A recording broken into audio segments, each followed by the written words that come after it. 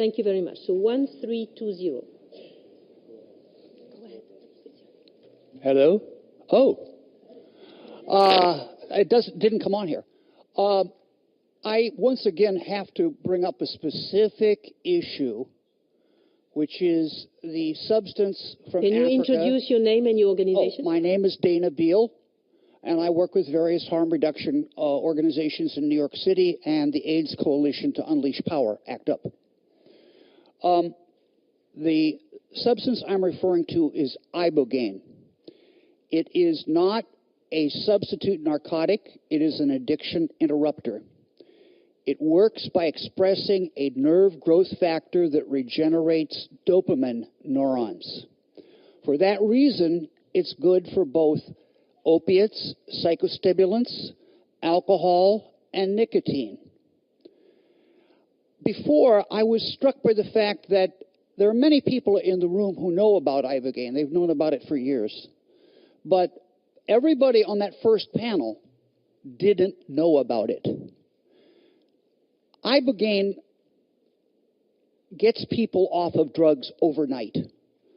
A course of Ibogaine treatment lasts 6 days.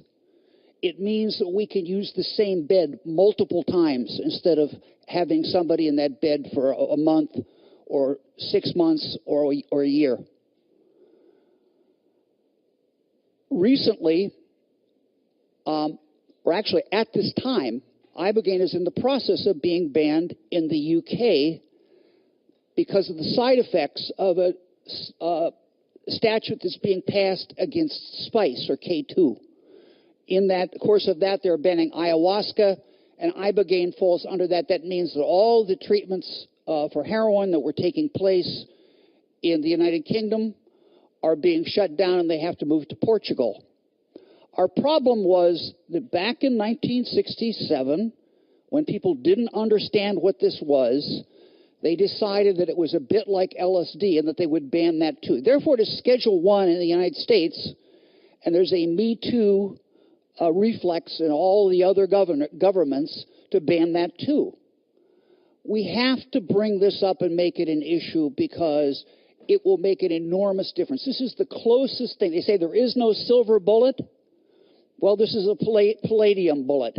Okay, this is a platinum bullet.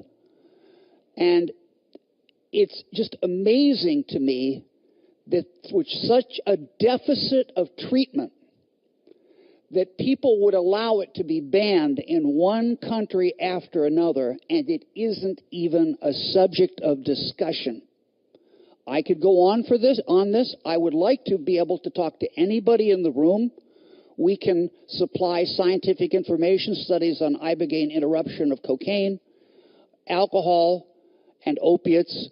Right now, there is no finished study on crystal meth, but it's the only thing that works for crystal meth. Why would you ban it? Why would you enter it into the single convention? It just makes no sense.